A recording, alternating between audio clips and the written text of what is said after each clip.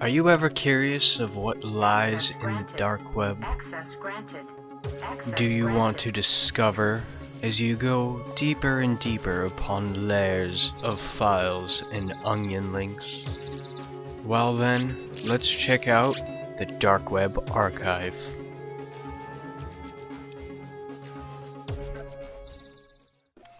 Case File Incident CandyLand Town 01. While I was pursuing the case files in regards to coastline accounts to get more information on the water-based cryptids, I found an unsettling account that, while not all related, makes me, of all people, feel uncomfortable. This town was not based on the coastline, but it was within 50 miles. The original population was 263 before the event. The name has been scrubbed thoroughly from any historical records that I even have access to, which give the Mortician Network and their affiliates networks. I can't find it anywhere. While the Morticians mainly deal with corpses of or made by cryptids, this was an isolated incident, until I found 6 other towns who also suffered the same disconcerting fates. No known pattern, country, or any motive could be discerned. In the year 1873, there was a town, whose name is no longer recorded, who went silent. The neighboring communities investigated this unusual activity, and at first found nobody walking around the town. A deputy who had made the trip decided to investigate further. He entered a small saloon.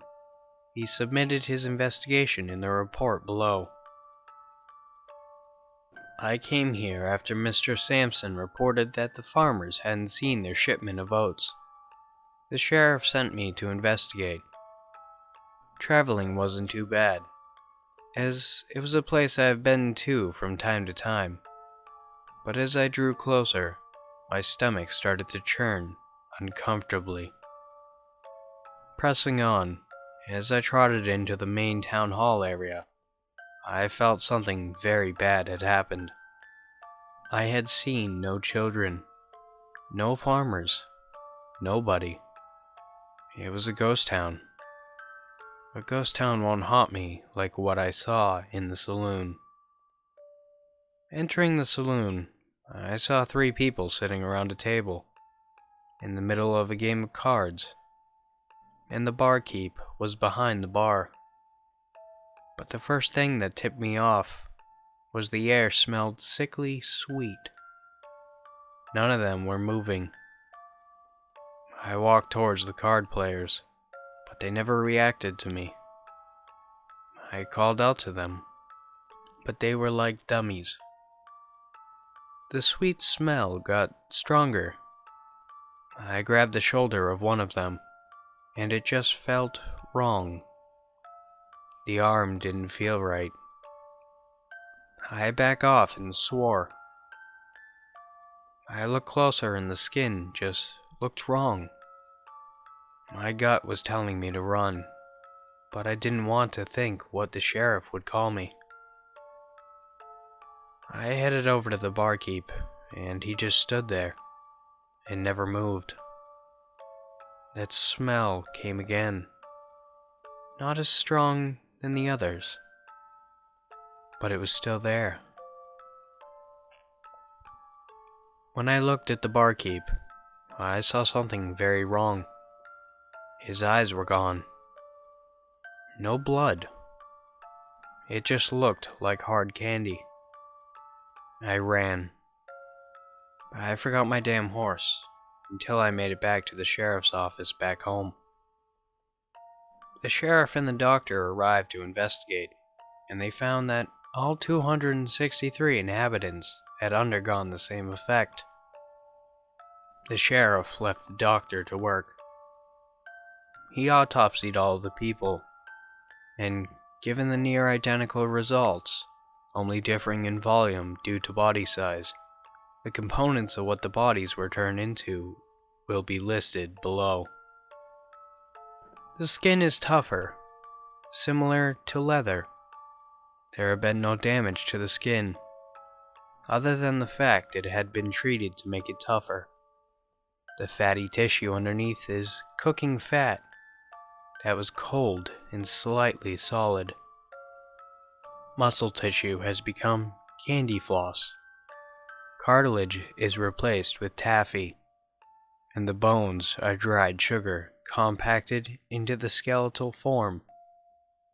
The lungs also appeared to be a form of taffy as well. The organs below where the diaphragm would be is a meaty stew. The brain is caramelized popcorn. Over 250 people, all ages affected, and nobody can figure out why.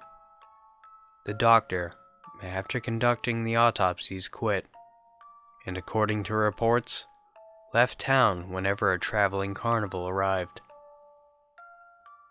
Apart from the fact that the bodies were still recognizably human, given the transformed composition, there were no ambient sounds other than the wind.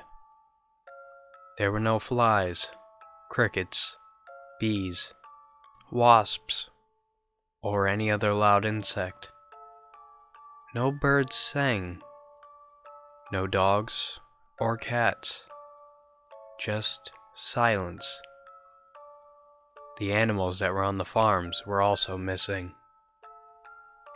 This was deeply unsettling to read, but while this village was in the United States, there had been 3 small townships in the Europe area. One in Great Britain, one in Germany, and the other in Romania. Russia even admitted to it happening in one of their townships. But that is all they will officially say regarding this event. The 6th was actually in China, but again, the reports are as detailed as an opposition ballot to Vladimir Putin. While there are other traveling carnivals or circuses who have had unusual effects, this one, as far as I have read, is the most disturbing. Having tracked the majority of the carnivals at the time, via very old newspaper clippings and journal entries that could be retrieved, it is literally impossible for this carnival to exist. Except, it has struck 6 times that we know of, and this is all we know. The last report was a little over 40 years ago, and as much as the technology boom has dampened people's interest in going to a circus or a carnival, but some older traditions are showing resurgence. God forbid this happen again, especially to a larger population center. The morticians seem to find this event reoccurring unlikely, and I do suspect they may be right. I just wish I had more time to read over the military experiment files regarding the dogman. That might make for easier reading, and there are so many other files for me to come through. Maybe I will read about a ghoul or something. Something to ease my mind would be highly appreciated. Fortunately, for the person who named this incident, is that they are already dead. If they weren't, they would be shortly.